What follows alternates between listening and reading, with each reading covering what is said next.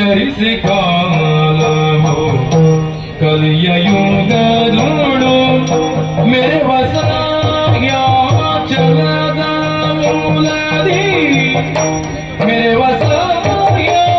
ಚಲದ ಮೂಲದಿ ಇರುವುದ ಸುಶರ್ಮನು ಕನ್ನಿಯೊಡನೆ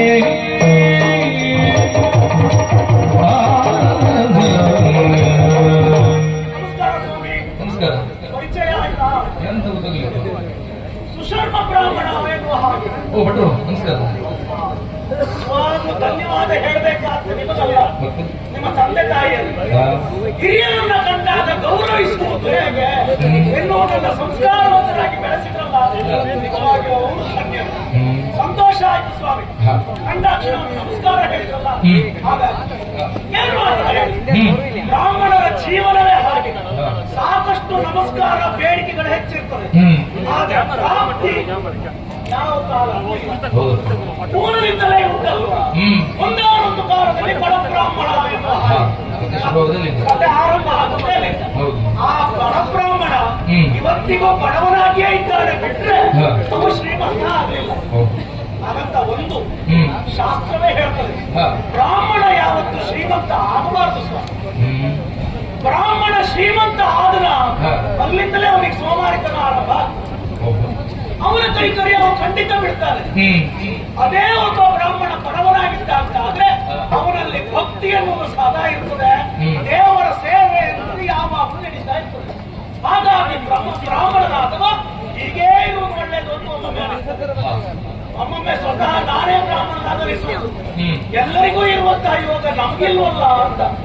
ಹಾಗಂತ ಜೀವನಕ್ಕೆ ಯಾವುದೇ ಕುಂದುಕೊರತೆಗಳು ನಮಗಿಲ್ಲ. ಇಲ್ಲಿಯವರೆಗೆ ಬಟ್ಟೆಗೆ ಯಾವುದೇ ಕೊರತೆಗಳು ನಮಗಾಗಲಿಲ್ಲ.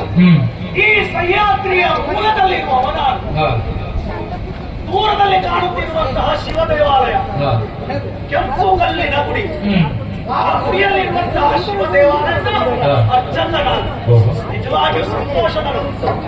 ಆ ದೇವರ ಬಳಿಯಲ್ಲಿ ಹೋಗಿ ದೇವರ ಮೂರ್ತಿಯನ್ನ ಮುಟ್ಟುವಂತಹ ಆ ಯೋಗ ಯಾರಿಗೆ ಸಿಗ್ತದೆ ಹೇಳಿ? ಆ ಯೋಗ ಸಿಗುವುದಿದ್ದು ನಮ್ಮಂತವರಿಗಲ್ವಾ. ಹಾಗಾಗಿ ನಮ್ಮ ಜೀವನವೇ ಧನ್ಯ, ಜೀವನ ಪಾವನ ಎನ್ನುವ ಹಾಗೆ ಸಂತೋಷ ಸಮಾಧಾನ. ಏನೋ ಆಗಲಿ, ಹಿರಿಯವರ ಆಶೀರ್ವಾದ ಮತ್ತೆ ದೊಡ್ಡವರ ಪುಣ್ಯ ಬರದಿಂದಲಾಗಿ ಈ ದೇವಾಲಯ ಮತ್ತಷ್ಟು ಎತ್ತರದ ಸ್ಥಾನಕ್ಕೆ ಹೋಗ್ಲಿ ಅಂತ ಆಶಯ. ಏನೇ ಆಗ್ಲಿ, ಹೆಚ್ಚು ಸಮಯ ಇಲ್ಲ, ಆದಷ್ಟು ಬೇಗ ಶಿವಾಲಯಕ್ಕೆ ಹೋಗ್ಬೇಕು. ಎಲ್ಲದೇ ಆ ಕ್ಷಣವೇ ಸತಿಯು ನಡೆದರು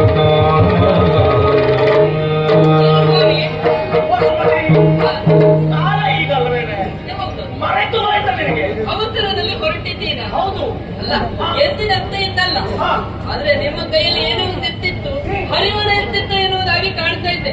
ಆದ್ರೆ ಕೈಯಲ್ಲಿಲ್ಲ, ಆ ಕಡೆಯಲ್ಲಿ ಸಿದ್ಧ ಮಾಡಿಟ್ಟಿದ್ರೆ ಎನ್ನುವುದಾಗಿ ಕಾಣ್ತಾ ಉಂಟು. ಸಿದ್ಧವಾಗಲು ಹೊರಟದ್ದೆಲ್ಲಿಗೆ ನೀವು?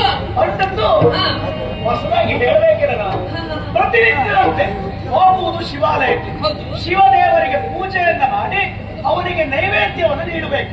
ಅದಕ್ಕೆ ಈಗ ಸರಿಯಾದ ಕಾಲ, ತಡ ಮಾಡುವುದಲ್ಲ. ಉಳಿದೆಲ್ಲ ಸಿದ್ಧತೆ ಆಗಿದೆ, ನೈವೇದ್ಯಕ್ಕಾದಷ್ಟು ಬೇಗ ಸಿದ್ಧಪಡಿಸಿ. ಬೇಡ ಬೇಡ ರಮಣ ಬೇಡ, ಪೂಜೆ ಕೊಡಬೇಯೋ. ಬೇಡ ಬೇಡ ರಮಣ ಬೇಡ, ಬೇಡ ಬೇಡ ರಮಣ ಬೇಡ, ಪೂಜೆ ಕೊಡವೆಯೋ. ಬೇಡ ಪೂಜೆ ಕೊಡವೆಯೋ, ಬೇಡ ಪೂಜೆ ಕೊಡವೆಯೋ.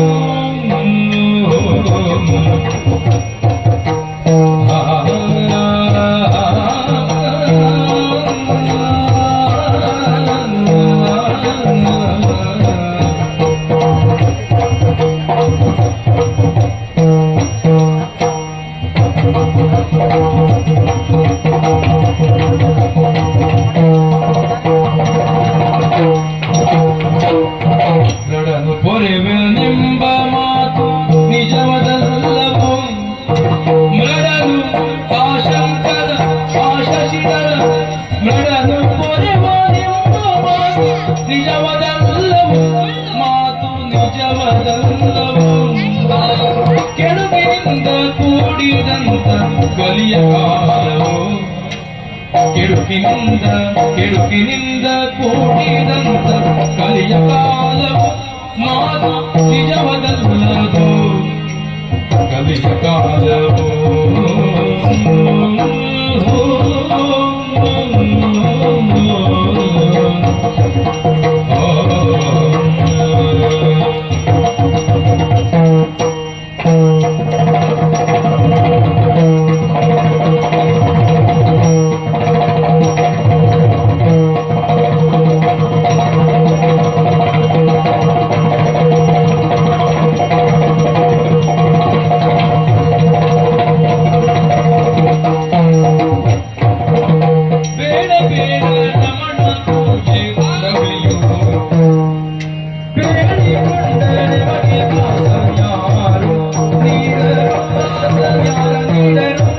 ಸ್ವಾಮಿ, ನೋಡು, ಹೆಚ್ಚು ತಡ ಮಾಡುವಾಗಿಲ್ಲ. ಯಾವುದಕ್ಕೆ? ಆದಷ್ಟು ಬೇಗ ನೈವೇದ್ಯವನ್ನು ಸಿದ್ಧಪಡಿಸಿಕೊಂಡು ಬಾ. ಆಹಾಹಾಹಾಹಾ. ನಿಮಗೆ ನಾನು ನೈವೇದ್ಯವನ್ನು ತಂದು ಕೊಡಬೇಕು, ನೀವು ಇಲ್ಲಿಂದ ಹೊರಡಬೇಕು. ಹೌದು, ಬೆಳಗ್ಗೆ ಎದ್ರೆ ಸಾಕು ನಿಮ್ಮದು ಪೂಜೆ ಪೂಜೆ ಪೂಜೆ ಎನ್ನುವುದಾಗಿ ಹೊರಡುವುದು. ನಮ್ಮ ಕೈಕಲಿಯ ಅದಲ್ವೇನೆ. ಮಾತನಾಡಿಸಿದ್ರು ಕೂಡ ಮಣ ಮಠ ನಿಮ್ಮ ಬಾಯಲ್ಲಿ ಅಲ್ವಾ?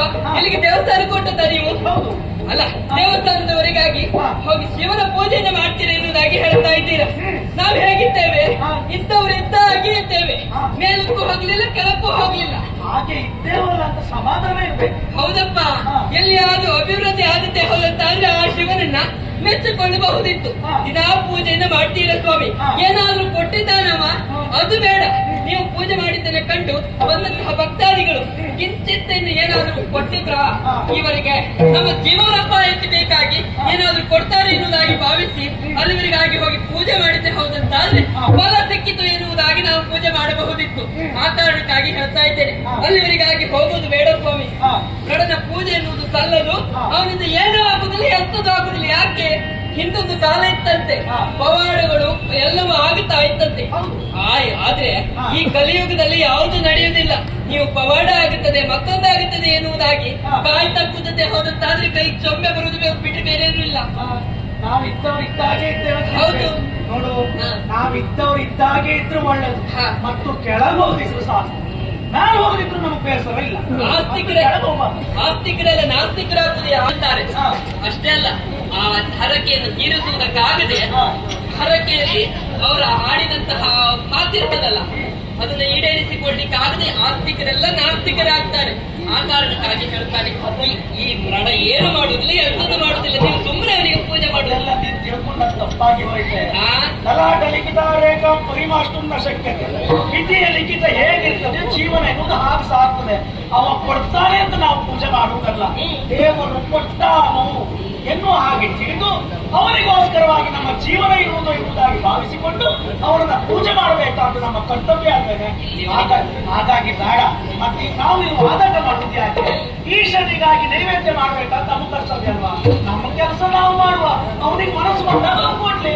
ಹಾಗಾದ್ರೆ ನೀವು ನಿಮ್ಗೆ ನೈವೇದ್ಯವನ್ನು ತಯಾರಿಸಿ ಕೊಡ್ಬೇಕು. ಸಿದ್ಧ ಮಾಡಿ ಎಲ್ಲ ಉಂಟು ಸಾಕು.